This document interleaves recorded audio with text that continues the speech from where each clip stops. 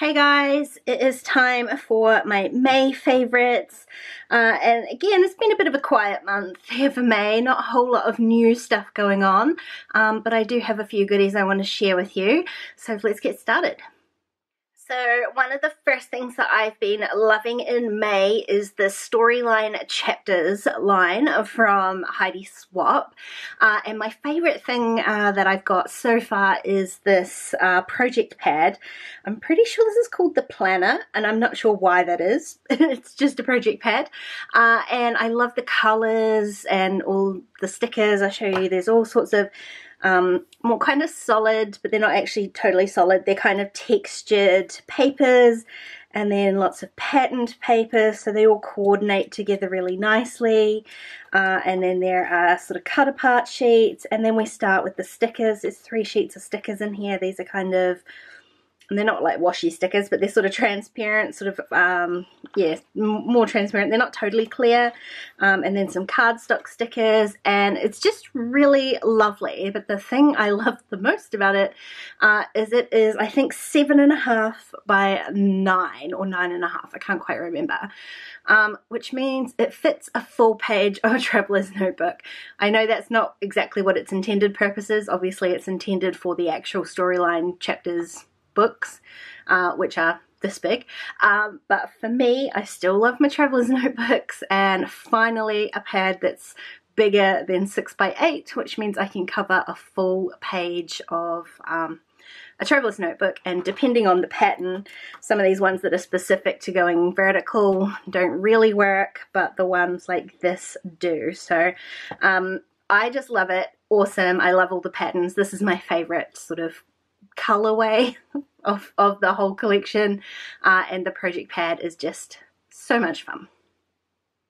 The next thing I have been loving this month is the AC Digital store, for really only one purpose, although I do have a lot of digitals and use them for a lot of different things, but the purpose I've been loving them for in May is to create sticker sheets. So I have been using sticker paper. The sticker paper I use is the Silhouette brand white printable sticker paper, and my Silhouette to create little stickers.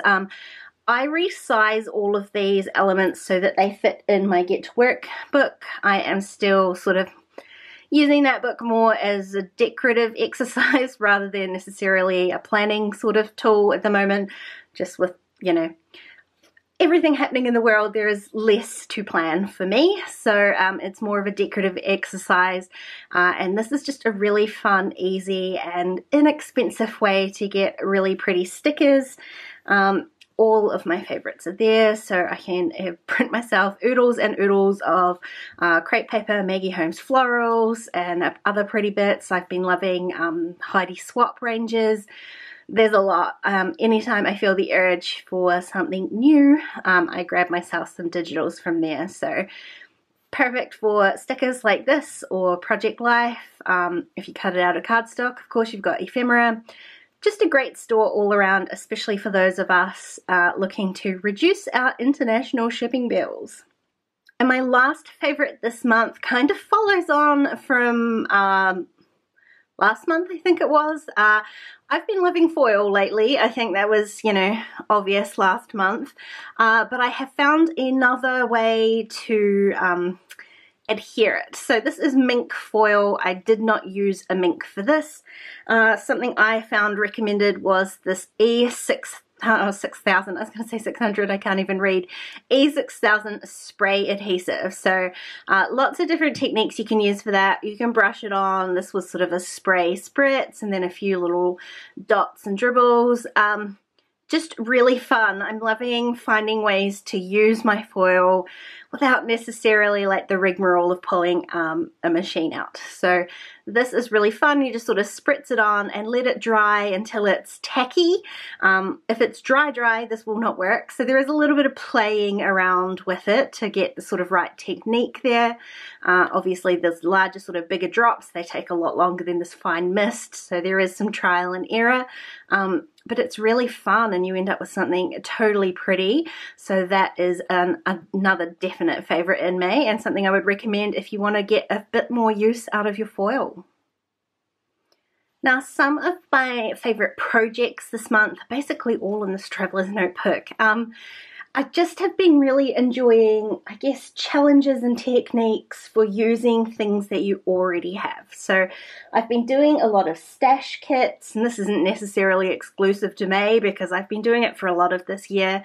But really got into a few more different challenges in May. So over on my Patreon page, actually it's on our Patreon Facebook group, each month I introduce recipe challenges, and I've been enjoying participating in those challenges myself. Just something to kind of push the limits, I guess, a little bit, or try something that you wouldn't necessarily have tried before. So here, for example, is a page, and this is actually 3 challenges in one. I put up 3 challenges for International Scrapbooking Day at the start of May. I had a mood board challenge, a recipe challenge, and a sketch challenge, and I actually combined all 3 of those challenges onto one page, which I really loved.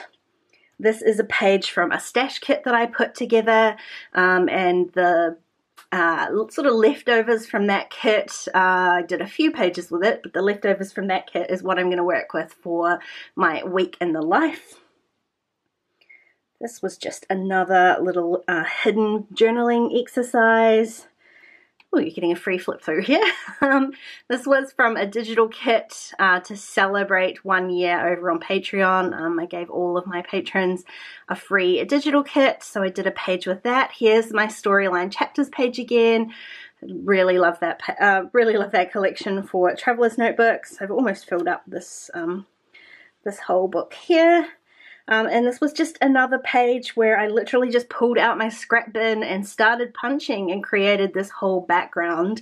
And these are some more of those stickers. So these were stickers that I had created for my planner, but I had a few left over on the sheet, so I just stuck these on to the page and it was all done.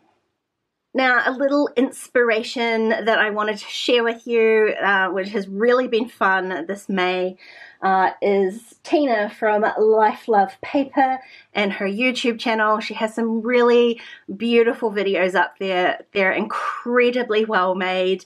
It is a very new YouTube channel, or not particularly... She's only got three videos up there is what I'm trying to say. I think she's had the channel for a while, but there a couple have gone up just in the last month or so. A really beautiful vlog, and also a tutorial on making a one-page zine, which was this here. This is what I made following her little tutorial, just documenting one morning that I did a little bit of jelly plate printing. My first go at doing jelly plate printing. I used some of the prints that I got as kind of backgrounds for my photos, printed out some little sprocket photos, that's the word I was looking for, sprocket photos, and just added a few stamps and made a little zine that is going to sit into my project life. In fact, you may even see how I'm going to fit that into my project life in tomorrow's video. But I would highly recommend going over and subscribing to her channel so that if and when she posts again, you can totally find some really gorgeous inspiration over there. So those are a few of the things that I have been loving in May. As always, let me know down below what it is that you've been loving lately, or anything that you're looking forward to in June. I think now that the world postal system is getting a little bit more back to normal, I might be splurging a bit and getting a few more new things. So hopefully I can share some of those with you next month. But until then, thank you for watching, and I'll see you again next time. Bye guys!